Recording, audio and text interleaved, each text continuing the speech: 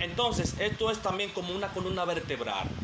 Todo aquel que va a estudiar Biblia necesita una introducción teológica. Ahora bien, cuando nosotros hablamos en cuanto a lo que es una introducción teológica, nosotros tenemos que hacer una pregunta. En primer lugar, ¿qué es teología? Repito, ¿qué es teología? Quizás ya ustedes han escuchado esta pregunta, pero es totalmente indispensable para poder iniciar, ya que esta carrera es licenciatura en teología. En primer lugar, el término teología tiene dos terminologías griegos, repito. La palabra teología tiene dos términos que vienen desde el punto de vista griego, que es teo y es logo. El término teo significa Dios. El término logo significa estudio. Y de acuerdo a la definición que nosotros tenemos ahora mismo, aquí dice, teología es la ciencia de Dios. Decimos de Dios porque procede de Él. Y sin su iniciativa de darse a conocer, no podía haber teología en el sentido estricto del vocablo. También decimos de Dios porque es una ciencia cuyo objetivo de conocimiento es la divinidad, su existencia, su carácter, sus propósitos para el universo creado, para sus criaturas y para sus redimidos y para con la historia. Eso es teología. Ahora bien, a través de los siglos, o específicamente desde el momento cuando se fundamentaliza lo que es específicamente en la Iglesia Evangélica Pentecostal de manera legal, estamos hablando en el año 1901 en adelante, muchos líderes y muchos ministros preparados, colegas teólogos, han establecido que la teología es estudiar a Dios.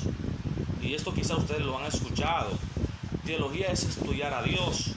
Pero si nosotros tenemos una mente analítica, una mente crítica, nos daremos cuenta que estudiar a Dios es totalmente imposible. Repito, estudiar a Dios es totalmente imposible. ¿Por qué?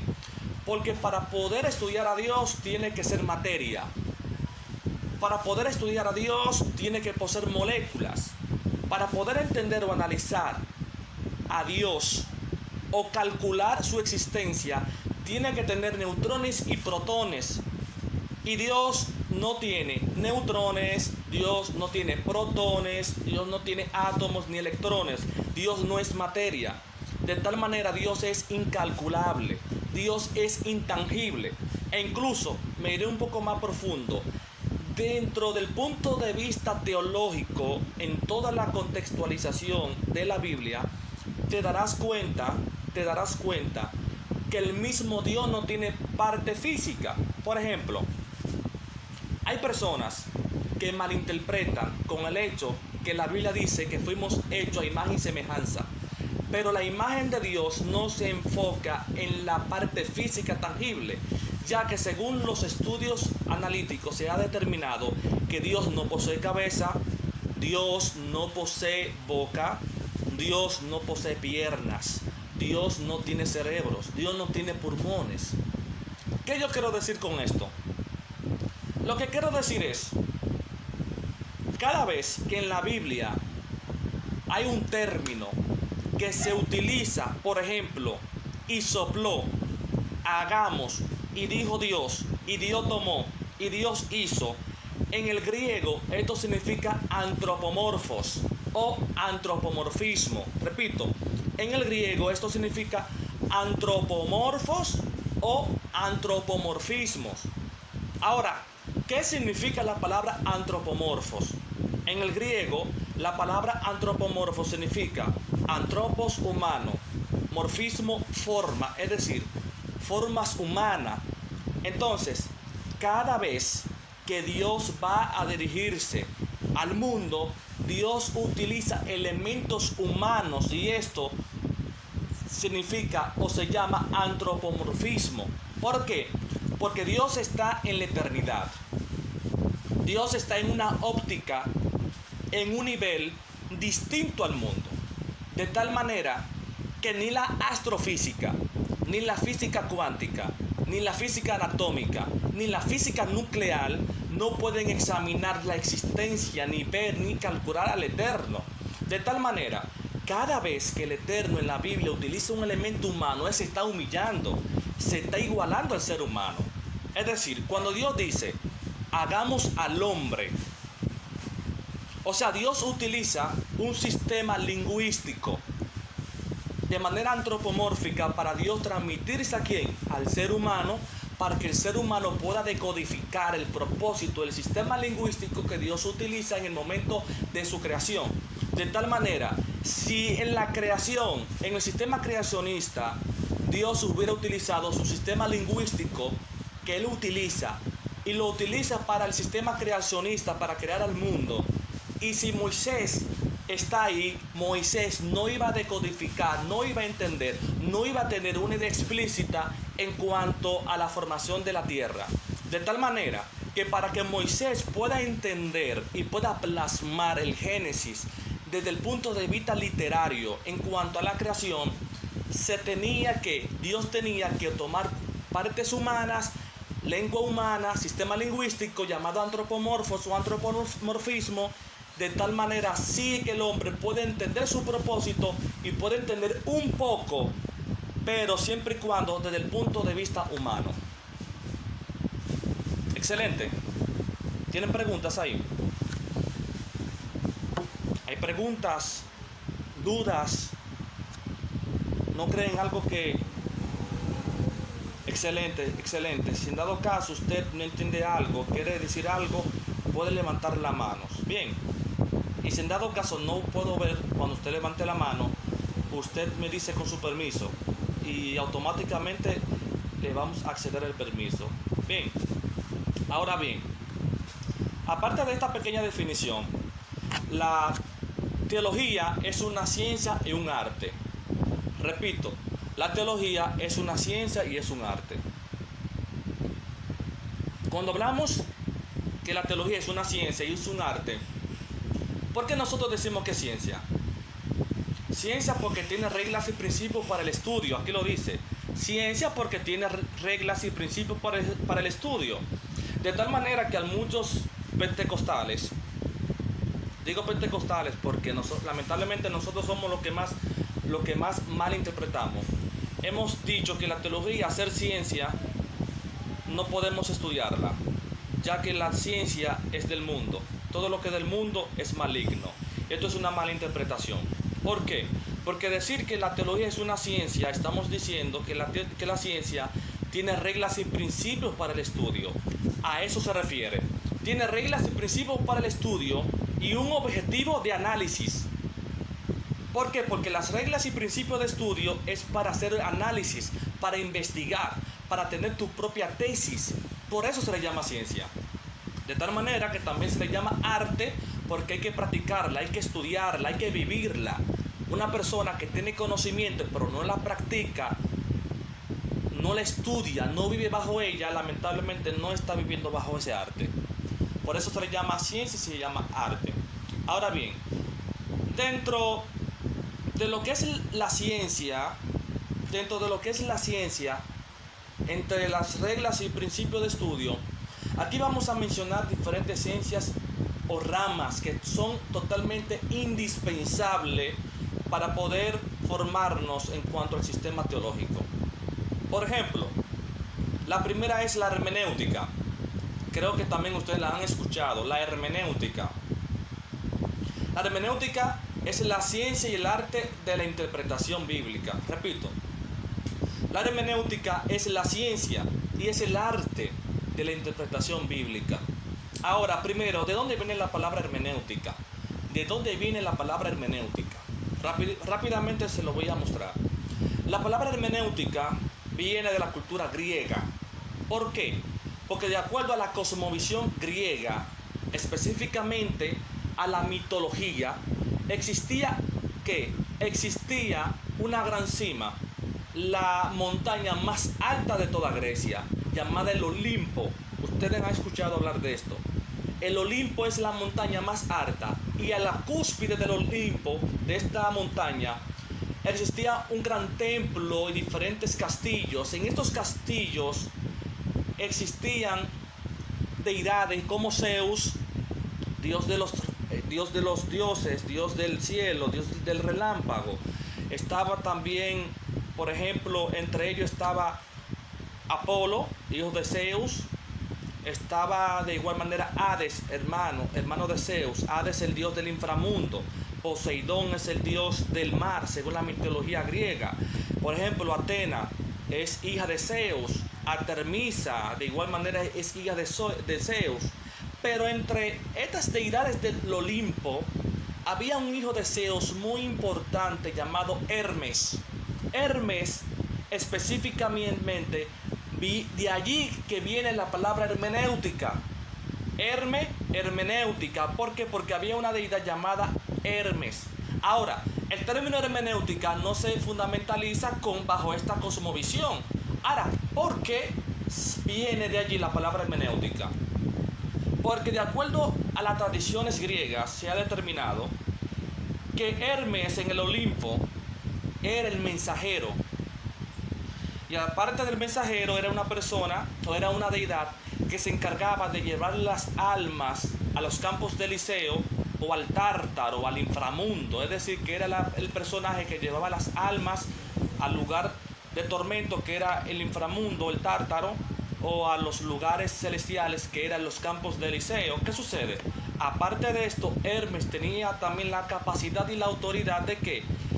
De comunicar los mensajes de los dioses, de tal manera que Hermes era aquel que se fundamentalizaba, se encargaba de llevar los mensajes de las deidades griegas al ser humano, y de allí es que viene la palabra hermenéutica.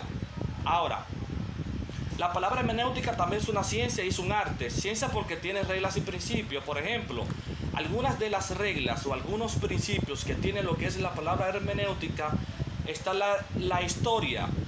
Es decir, una persona que va a hacer un análisis teológico tiene que tener un dominio histórico.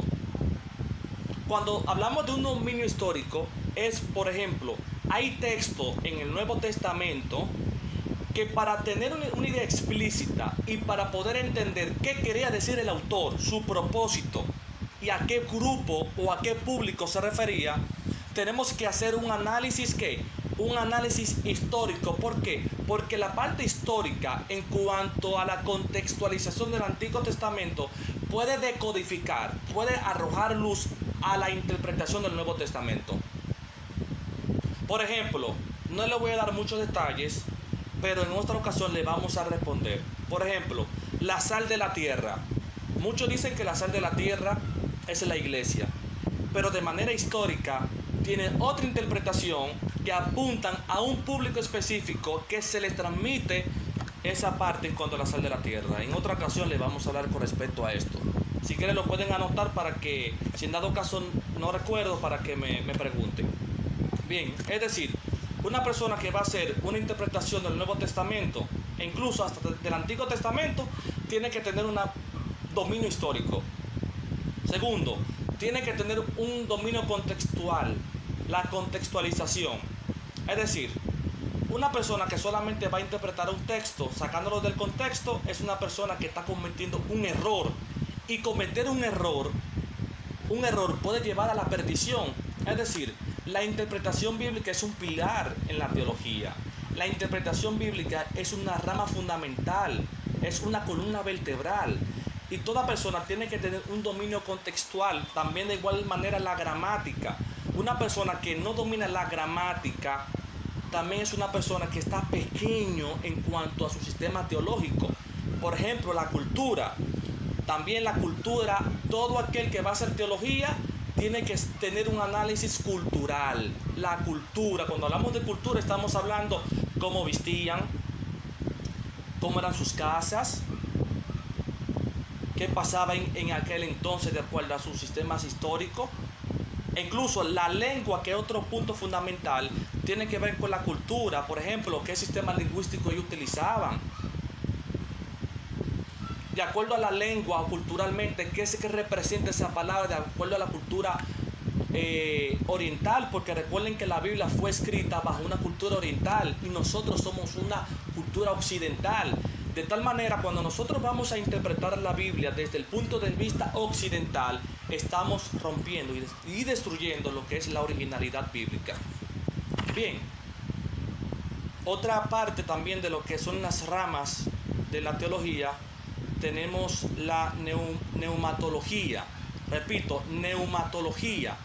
La palabra neumatología es la rama de la teología sistemática que se encarga del estudio de todo lo concerniente a la doctrina del Espíritu Santo, su persona y su obra. Es decir, así como nosotros estamos estudiando la deidad de Dios, nosotros tenemos que aprender y analizar y tener un dominio explícito en cuanto a la persona del Espíritu Santo. ¿Por qué? Recuerden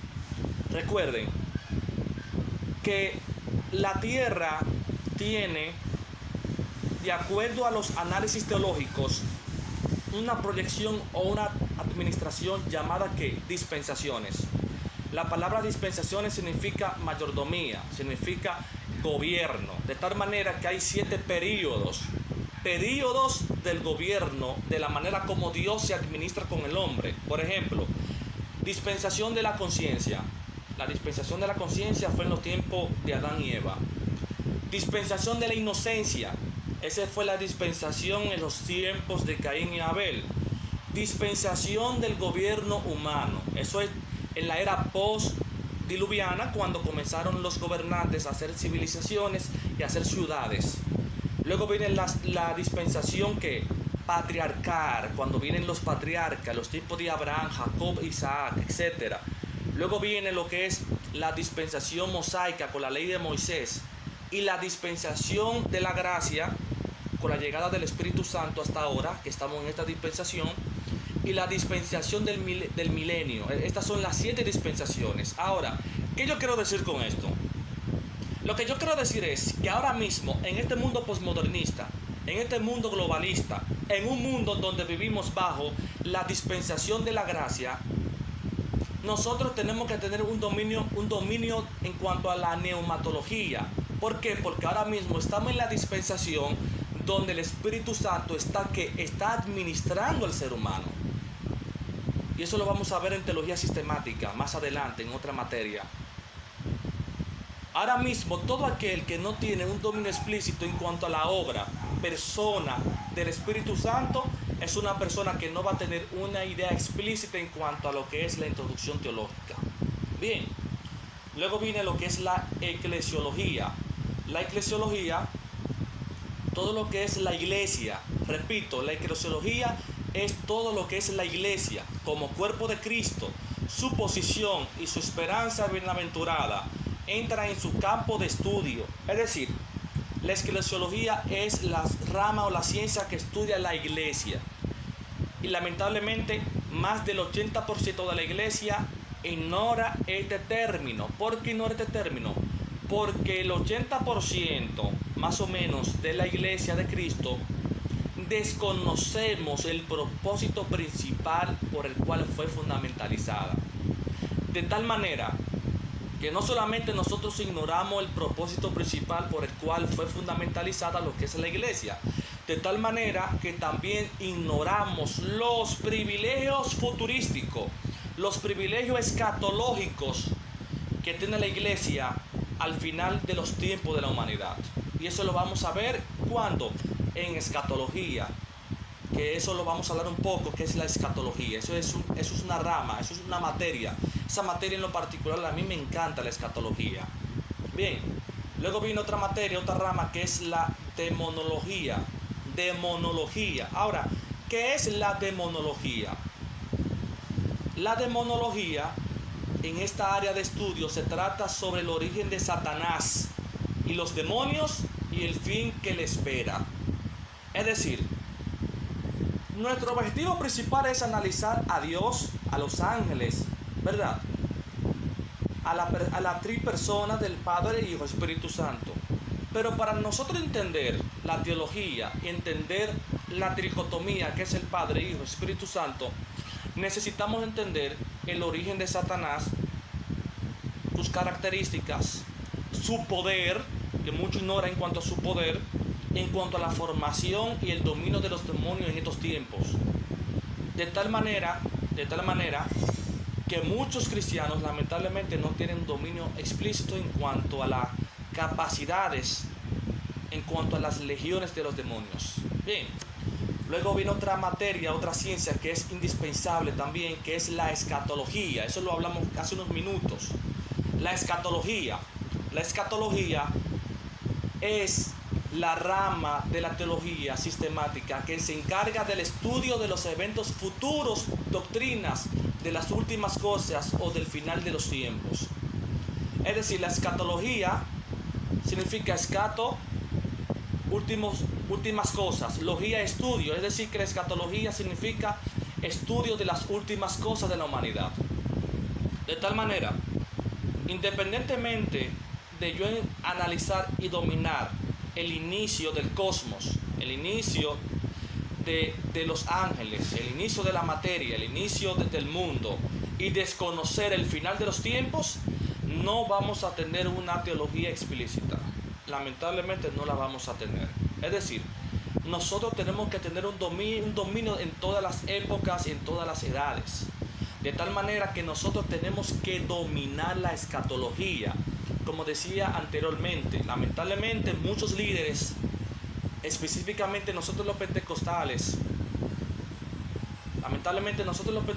somos la primera denominación protestante que nosotros no comprendemos lo que es la iglesia y lo que es la escatología, que son cosas fundamentales. Cuando hablo de pentecostales es porque nosotros en el año 1991 lamentablemente iniciamos bien, pero iniciamos en un punto de vista ignorante, que de allí que viene, donde dice el texto, que nosotros, el mucho estudio, la letra mata, pero el espíritu edifica, donde el mucho conocimiento envanece y el amor edifica. Entonces estas son malas interpretaciones. Es decir, que estas malas interpretaciones, específicamente de acuerdo al sistema histórico, nacen desde los tiempos del año 1901, cuando un hombre llamado, creo que fue, si no me equivoco, Henrys, más o menos así. Este caballero, cuando fue a fundamentalizar lo que es la iglesia, era un esclavo. De tal manera que cuando él creó la iglesia pentecostal, gracias al poder del Espíritu Santo, él tuvo respaldo por el Espíritu, pero lamentablemente sus seguidores mantuvieron una doctrina o un pensamiento doctrinal en cuanto a que el conocimiento no es tan fundamental. Bien, otra es teología bíblica. La teología bíblica dice aquí que el adjetivo bíblico no debería hacer pensar a nadie que las otras ramas de la teología son menos bíblicas o no tienen la escritura como su fuente de conocimiento. Se le llama así porque es un estudio inductivo e histórico de varias progresivas etapas de la acción reveladora y salvadora de Dios, tal como lo tenemos registrada en la escritura. Es decir, esta rama no es que está diciendo que las demás ramas no tiene un estudio bíblico, sino que este tiene un estudio inductivo e histórico, es decir, analítico, sistematizado en cuanto a lo que es la escritura. Bien, ¿tienen preguntas por ahora? ¿Hay algún? Sí. Sorangi Díaz.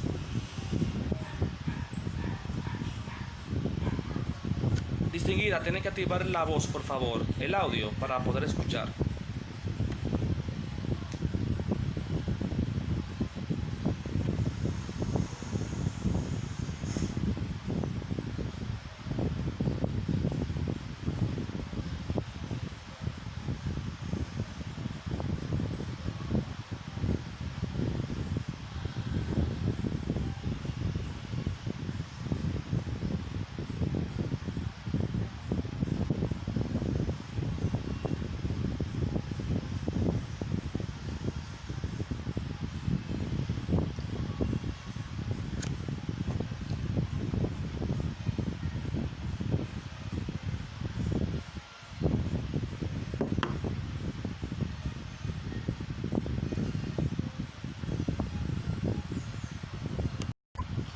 Excelente, distinguida. A sinceridad es un tema que en lo personal a mí no me gusta mucho debatir o hablar, pero es necesario ya que usted me hizo la pregunta y es parte de la tarea. Recuerda que hablar en cuanto a lo que es el personaje de Cristo, del Padre o del Espíritu Santo, esto corresponde a lo que es la materia de la teología sistemática. Pero vamos a hablar un poco. Es decir, que en la teología sistemática usted va a tener una idea más explícita, más amplia en cuanto a lo que es la Trinidad. Mire, en primer lugar, la palabra Trinidad no es bíblico. O sea, el término no es bíblico. La palabra Trinidad no es bíblico. Entonces, ¿qué sucede? Por ejemplo, los testigos de Jehová fundamentalizan que la palabra Trinidad viene de la cultura babilónica. Es decir, que cuando después que el pueblo de Israel dura 70 años de cautividad, y en el año 538 sale de Babilonia, ya la nación de Israel tiene una cosmovisión, una postura en cuanto a lo que es una Trinidad. ¿Por qué? Porque bajo el panteón babilónico, dentro del vasto imperio de sus deidades, de allí que viene la palabra Trinidad. Ahora, ¿qué sucede? En primer lugar, yo digo que en el cielo no hay tres personas diferentes, no hay tres personas diferentes. Es un solo Dios relevándose o revelándose en tres cualidades, en tres personas. ¿Por qué? Porque dice la Biblia que Cristo es la imagen del Dios invisible. Es decir, decíamos anteriormente que el Eterno no tiene ¿qué? No tiene ojos, no tiene boca, no tiene nariz, no tiene manos, no tiene pulmones. De tal manera que ni los ángeles pueden ver a la deidad del Padre. De tal manera que para el hombre poder decodificar el propósito del Eterno y para los ángeles poder entender y poder manifestar el propósito del Eterno, fue necesario la manifestación del mismo Dios tomando cuerpos físicos. Y cuando Dios toma cuerpo físico, también es un antropomorfos, que eso lo hablamos también anteriormente. Es decir, que la palabra antropomorfo significa que el mismo Dios tomó cuerpo y cualidades humanas, de tal manera que si el mismo Dios se revela a la tierra como Dios bajo su poder de su deidad, lamentablemente la tierra no puede decodificar ni entender, no solamente ni entender, ni poseer lo que es el poder del Eterno. De tal manera que vivimos en una era llamada la dispensación de la gracia, donde ahora mismo el mismo Dios se está transmitiendo como Espíritu Santo en sentido de ¿qué? De una cualidad, que es que el mantenimiento de la iglesia. De tal manera que no son tres dioses, es un solo Dios que se revela en tres personas. Bien, eso es lo que nosotros decimos.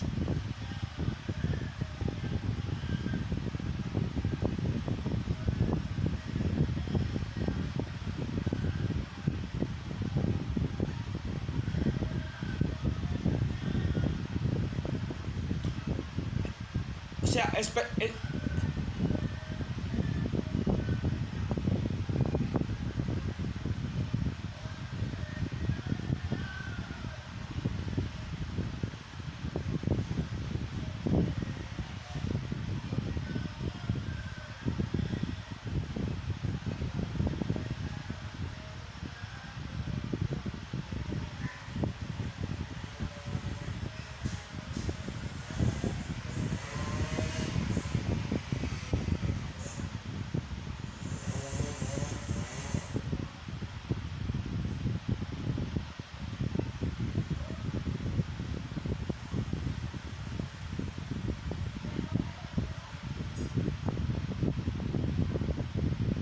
comprendo, distinguida. Sí, cuando hablamos de personas, que el Espíritu Santo es una persona, en primer lugar, en primer lugar, estamos destruyendo la postura de los testigos de Jehová, donde ellos dicen que el Espíritu Santo es una fuerza activa, es decir, simplemente es el poder de Dios, no es una entidad espiritual. El Espíritu Santo es una entidad espiritual que es el mismo Dios revelándose en otra administración, en otra función a la tierra. De tal manera que cuando dice que es una persona, es porque Él tiene funciones y características. No es que el Espíritu Santo tiene ojos ni boca, no, sino que Él escucha Él te habla, te responde, te da fortaleza en esos sentidos emocionales y psicológicos. Bien, perfecto, perfecto. Ya más adelante hablaremos con más amplitud en cuanto a lo que es la Trinidad, ya que es un tema, no es solamente usted, sino que muchos cristianos hasta el sol de hoy no, no es que no dominan, sino es que se debate. De tal manera que uno de los temas más principales a nivel teológico que se debate en las iglesias es en cuanto a la tricotomía o en cuanto a lo que es la Trinidad. Bien, es un placer. Entonces, hay otra rama aquí que se llama la teología sistemática. Repito, la teología sistemática. También aquí hemos de advertir que el adjetivo sistemática no significa que solo esta rama del quehacer teológico esté bien estructurada y solamente ella sea estudiada con método y orden. Lo que se trata es de indicar mediante esta expresión es que por la teología sistemática estudiamos la revelación como un todo, su carácter orgánico, estructural, como un sistema de doctrina y de moral. Es decir, que la teología sistemática es un procedimiento sistematizado que habla en cuanto a lo que son los principales temas de las doctrinas. Por ejemplo, muchos creen que la doctrina de Cristo es hablar sobre vestimentas, etcétera, etcétera. No. De acuerdo a la teología sistemática, aquí tenemos algunos principios o temas de la teología sistemática, como por ejemplo, la Trinidad del hombre, es decir, la tricotomía, el espíritu humano, el alma humana, la naturaleza del alma, el origen del alma y el cuerpo, etcétera, etcétera, etcétera. Es decir, esto es doctrina teológica sistemática. Estos son los temas fundamentales dentro de esta materia. Bien, estos son los verdaderos verdaderos temas que tienen que ver con la teología sistemática. Esta materia es totalmente indispensable para todo aquel que va a hacer teología. ¿Por qué? Porque por ejemplo, cuando una persona acepta a Cristo dentro de lo que es la tricotomía, cuando hablamos de tricotomía, es un término que se utiliza para designar que algo está compuesto por tres elementos. Por ejemplo, el hombre está compuesto por alma, cuerpo y espíritu.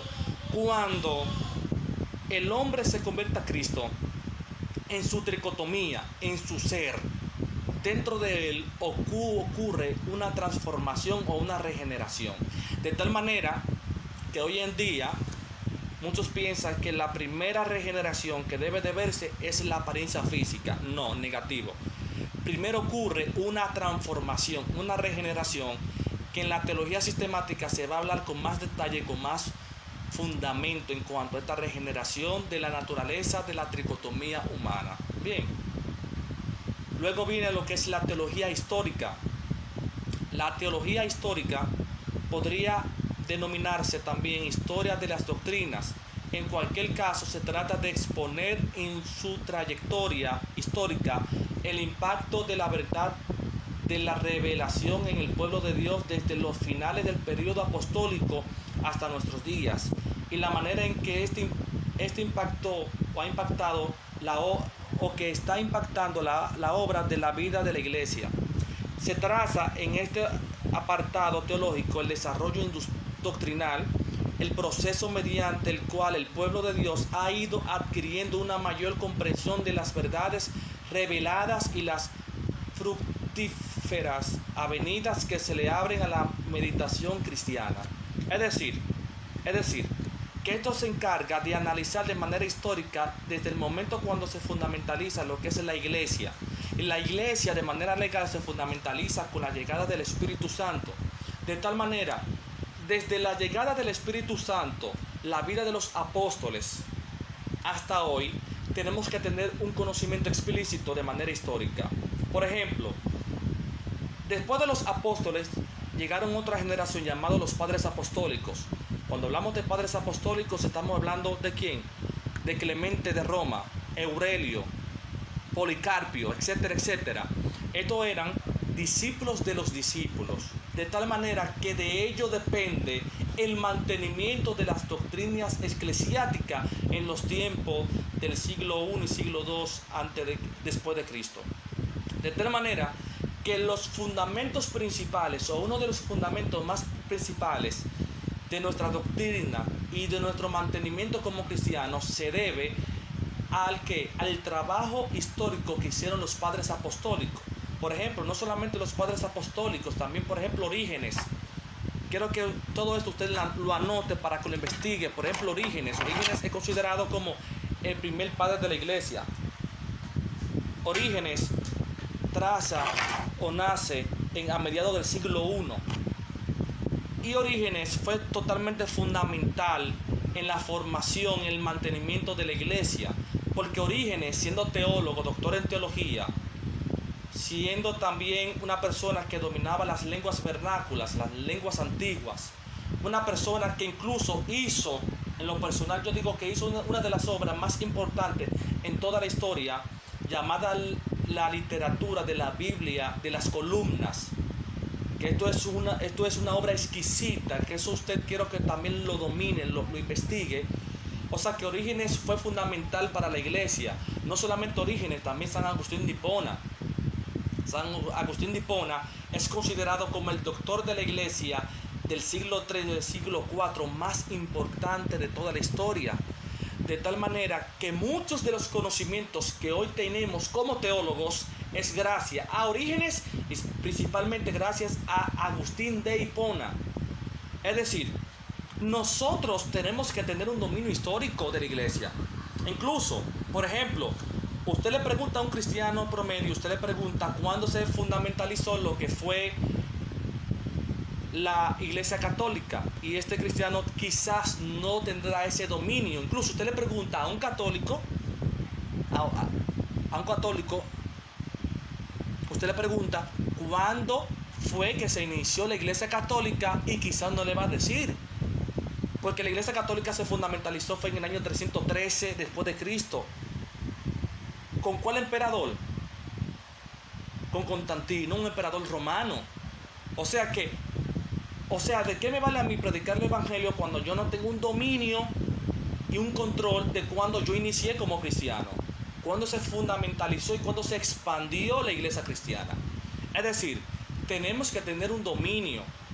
Por ejemplo, hubo una persona que me dijo a mí lo personal que la iglesia evangélica pentecostal inició con la llegada del Pentecostés, es decir, en Hechos 2, la llegada del Espíritu Santo, y no es así. La iglesia evangélica pentecostal es la iglesia protestante más joven de toda la historia.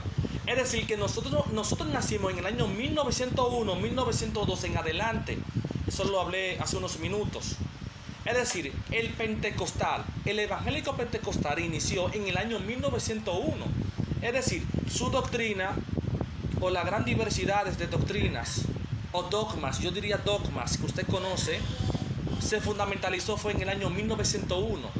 Entonces, muchos de nosotros desconocemos rotundamente la parte histórica de la iglesia, desde todos los puntos históricos, tanto social, cultural como económico, religioso y en cuanto a lo intelectual. E incluso el que fundamentalizó las universidades, o una de las primeras universidades en Europa más importantes de la historia, fueron ¿quiénes? Los cristianos. Excelente. ¿Tienen preguntas? ¿Hay alguna pregunta? Quizás usted no entiende algo, no está de acuerdo con algo que nosotros hemos dicho. Tiene toda la oportunidad de usted decirlo ahora. Usted puede decirme: ministro, yo no entiendo lo que usted dice. Ministro, yo no estoy de acuerdo a lo que usted habló. Estamos abiertos, somos abiertos a cualquier tipo de duda y de discusión. Bien, porque de nada vale cerrar esta sesión con lagunas, porque el propósito es que limpiar estas lagunas para que el agua se vea cristalina. ¿Hay alguna pregunta? Sí. Perfecto. Creo que el ministro Héctor le mencionó anteriormente que estudiar teología es sacar algunas dudas y algunos algunas cosas que nosotros creemos que son, pero al final son malas interpretaciones. Es decir, que ahora mismo estudiar teología es romper ese molde que nosotros tenemos mal fabricado muchas veces o algunas veces y hacerlo con mejores materiales para el beneficio de la iglesia. Bien. Por último, tenemos estos temas que son los grandes sistemas teológicos. Los grandes sistemas teológicos son algunos temas indispensables en la teología. Por ejemplo, la creación de la materia. La creación de la materia es un tema que no se habla en las iglesias. La creación de la materia es un tema que no se habla en las iglesias. Y es totalmente fundamental. Primero, ¿qué es la materia? ¿Qué es la materia? La materia es todo lo que ocupa un espacio y tiene masa, forma, peso y volumen, y por lo tanto se puede observar y medir. También se refiere al material o sustancia o producto del que está hecho una cosa. Es decir, que la materia es todo lo que ocupa un lugar en el espacio. Es decir, todo lo que usted puede ver, todo lo que usted puede topar, todo lo que usted puede calcular, analizar, es materia, porque la materia posee cuerpos físicos y energía que se puede calcular. Por ejemplo, esto es materia. Los teléfonos son materia porque los teléfonos se pueden ver, se pueden topar, e independientemente de topar, se pueden calcular, poseen energía. Esto es materia. Ahora bien,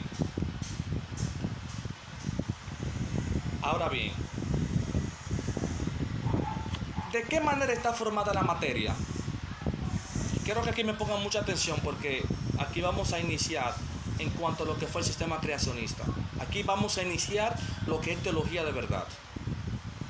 Ahora, ¿por qué está conformado la materia?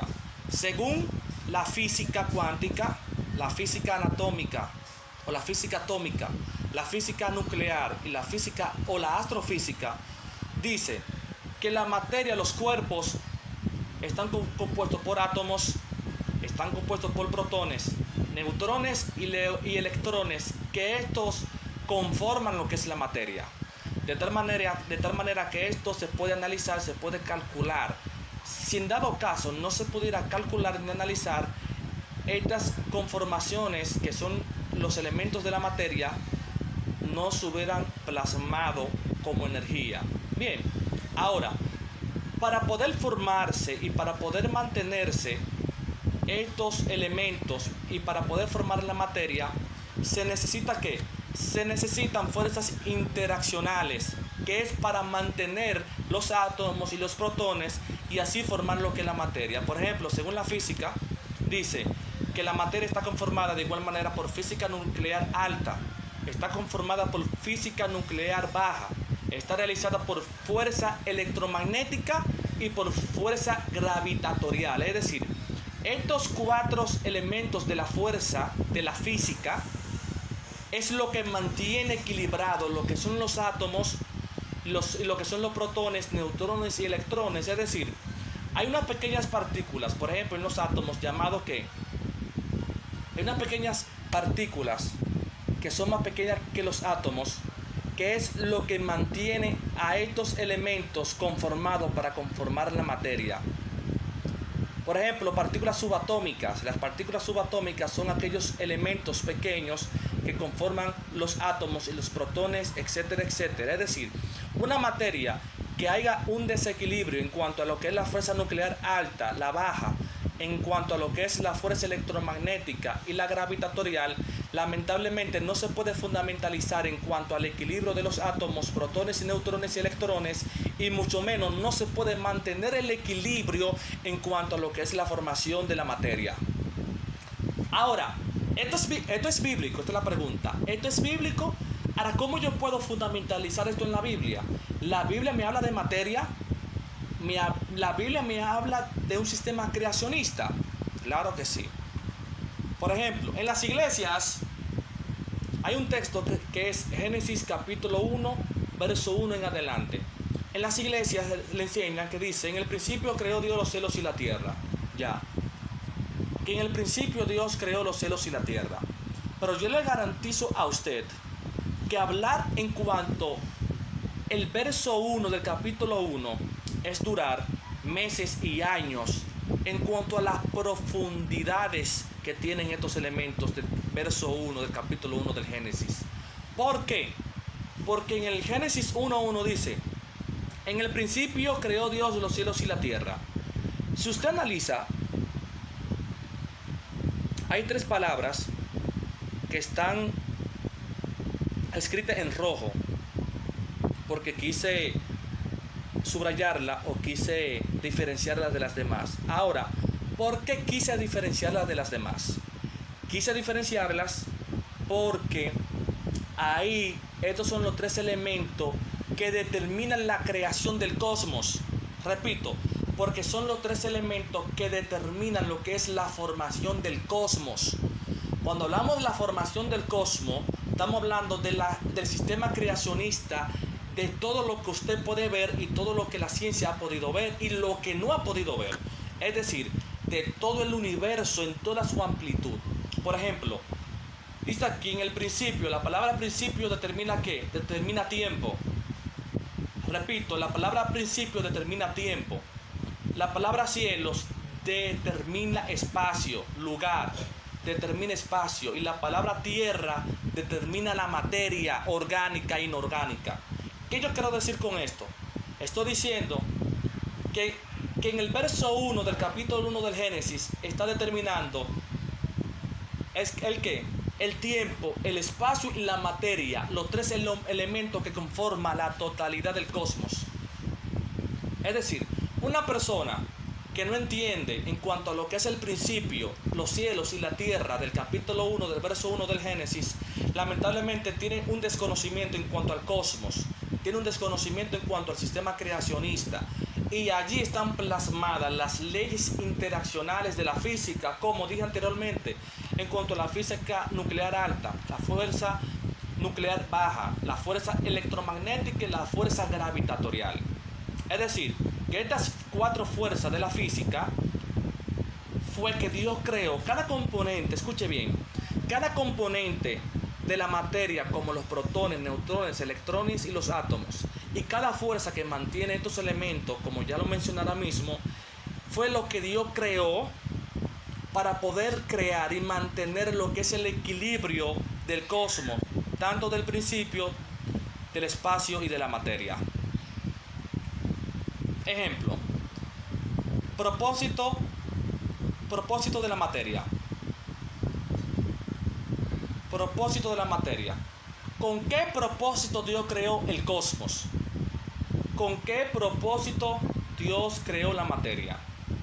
Pero para yo entender o decodificar el propósito del sistema de la materia o el sistema creacionista, primero tenemos que irnos antes del tiempo. Cuando hablamos del tiempo, estamos hablando antes del tiempo cronos, antes del tiempo humano, a una dimensión totalmente distinta al tiempo humano. Es decir, antes de la formación de la tierra, antes de la formación de los animales, antes de la formación de los arbustos, antes de la formación de los mares, de todo animal acuático, de las aves, del cielo, antes de la formación de las estrellas, antes de la formación de lo que son los cuerpos celestes, de las Vías Lácteas, antes de la formación del tiempo y del espacio, del cosmos, y antes de la eternidad, o antes de la formación de los ángeles, en la eternidad, cuando solamente Dios, dentro de Dios existía el Padre y el Espíritu Santo, Él tuvo un propósito llamado propósito de redención. Eso está en Efesios capítulo 1, verso 3 en adelante. Efesios 1, 3 en adelante. Propósito de redención. Entonces, en la eternidad, cuando el Eterno tiene el propósito de redención, automáticamente Él planifica lo que es la creación tangible e intangible. ¿Para qué? Para la culminación de su propósito eterno. Y la primera creación fueron los ángeles. Repito, la primera creación fueron los ángeles. Es decir, antes de la creación del universo, y cuando hablamos del universo estamos hablando del cosmos, del tiempo y del espacio, Antes de la formación del hombre y de la mujer, Dios diseñó a los ángeles, al cuerpo angelical. Estamos hablando de los serafines, querubines, tronos, etcétera, etcétera. Es decir que en la eternidad Dios diseñó ¿qué? Dios diseñó a los ángeles en toda su jerarquía, en todas sus capacidades, antes de la formación de la tierra y de la formación o la creación del ser humano. De tal manera que según la palabra, por ejemplo, según la palabra, aquí tenemos la creación de los ángeles antes del cosmos. Dice aquí en Job, capítulo 38, verso 4, verso 7, que se regocijaban todos los hijos de Dios cuando Él estaba echando los cimientos de la tierra. Es decir, la palabra hijo dentro de esta contextualización determina a los ángeles. Es decir, dice que cuando Él estaba echando los cimientos de la tierra, Él estaba formando la tierra, formando la materia. De tal manera que en este texto determina que dentro de lo que es la formación de la tierra, tiempo y espacio, ya los ángeles presenciaron lo que fue la creación de la tierra. Y en cuanto a su propósito, aquí tengo dos textos, Hechos capítulo 5 y Hechos capítulo 12, que determinan el propósito. Y uno de los propósitos de la formación de ¿qué? De la formación de los ángeles es que es guiar a la iglesia a su proyecto eterno de salvación. E incluso no solamente a la iglesia, sino al pueblo de Israel. Recuerden que cuando Daniel estaba cautivo en Babilonia, las oraciones de Daniel no llegaban a la cúspide del Eterno, de tal manera que viene lo que es un principado y Dios tuvo que mandar un arcángel ¿para qué? Para que destruya las artimañas de este personaje, de tal manera que ahí ayudó a la nación de Israel. Es decir, que así tanto como a la nación de Israel hay ángeles que lo guardan, así hay ángeles que guardan a la iglesia para su propósito eterno. Ahora bien, luego de lo que es la formación de ¿qué? De los ángeles, viene la formación del universo. Cuando Dios crea a los ángeles, viene lo que es la formación del universo. Dios crea a los cuerpos celestes, Dios crea las vías lácteas, Dios crea todas las leyes cuánticas que posee el universo. Dios crea las leyes nucleares y las leyes físicas del universo. De tal manera que el tiempo del universo no es el mismo tiempo de la Tierra. Es decir, que Dios creó lo que la física y la ciencia no pueden determinar con toda su amplitud. De tal manera que Dios creó a los planetas y Dios creó a las vías lácteas. Ahora bien, según la ciencia, cada estrella es un sol. Y donde hay sol, hay sistemas solares. Es decir, así como las estrellas determinan la ilimitación de su cantidad, así existen lo que es una gran de millares de sistemas solares en el universo. Ahora la pregunta es, ¿con qué propósito Dios creó estos sistemas solares? ¿La creación del sistema solar o de los planetas tiene que ver algo con la iglesia? ¿O tiene que ver algo con la humanidad? Por supuesto que sí. Por ejemplo, aquí podemos ver en esta imagen, aquí podemos ver este anillo. Aquí vemos que cada planeta de nuestro sistema solar tiene lo que es un sistema de rotación de movimiento, rotación y traslación. Aquí podemos ver lo que es un sistema de rotación, que cada planeta se mueve alrededor del Sol, de tal manera que este movimiento a la cercanía del Sol determina lo que es la estabilidad de la vida de la Tierra. ¿Qué yo quiero decir con esto? Que cada planeta, mire, cada sistema solar guarda lo que es la estabilidad de nuestro sistema solar. No solamente que cada sistema solar guarda la estabilidad de nuestro sistema solar, sino que en este sistema solar, estos planetas, si por ejemplo el planeta Júpiter o Saturno se desvía una milésima de segundo de lo que es de nuestra órbita, yo le garantizo que no solamente estos planetas se van a destruir, sino que todos los planetas, incluyendo la Tierra, van a haber una explosión cataclísmica, de tal manera que va a impedir la vida humana Y si se impide la vida humana, se va a impedir lo que es el propósito de la iglesia en la tierra.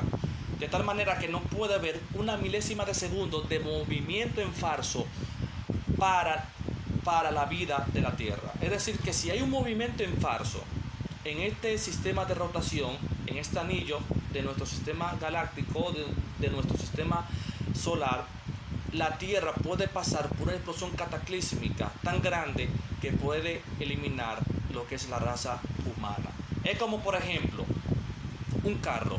Un carro tiene motor, un carro tiene cilindros, un carro tiene motor de arranque, etcétera, etcétera. Un sinnúmero de maquinarias. De tal manera, ¿cuál es el propósito principal de todas estas maquinarias que conforman el carro? Un solo objetivo: de darle movimiento y que el carro tenga la capacidad de movilizarse. Por ejemplo, las manecillas de un reloj. El reloj tiene un sinnúmero de herramientas, un sinnúmero de maquinaria con un solo propósito: de diseñar un movimiento de lo que es la aguja. Es decir, así como el universo es vasto, es infinito y tiene millones de galaxias, millones de sistemas solares, todo esto es para guardar la vida de la Tierra. Y cuando hablamos de guardar de la vida de la Tierra, es guardar lo que es la integridad de la salvación. Así es la Tierra también fue creada, y la Tierra es el lugar donde todo el ser humano está. Es decir, que todo lo que está formado en la Tierra, independientemente en el océano como en la parte de la Tierra, y en toda la parte de la Tierra, todo fue creado con el propósito eterno, según Efesios capítulo 3 o capítulo 1, verso 3 en adelante, de que la iglesia pueda desempeñar su propósito eterno de la redención. Bien, entonces hasta aquí hemos llegado en cuanto a la clase. Si tienen duda, si tienen alguna pregunta, lo pueden hacer. Sí.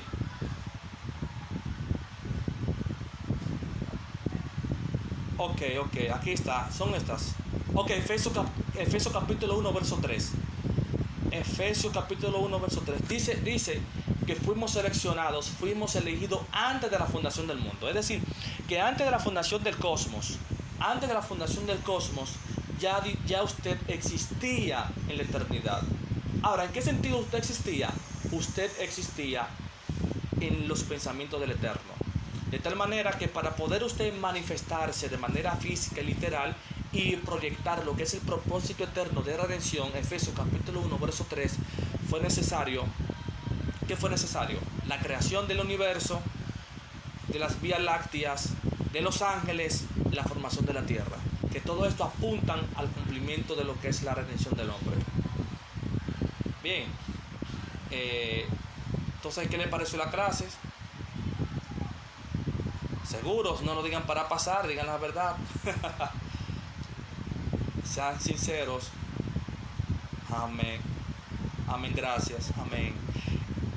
Si en dado caso usted tiene duda o no entendió algo, o yo dije algo que no es bíblico, usted puede decir: varón, no creo en esto. ¿Qué pasó ahí? Usted tiene toda libertad de decírmelo ahora. Vamos, son las 6:46 y este es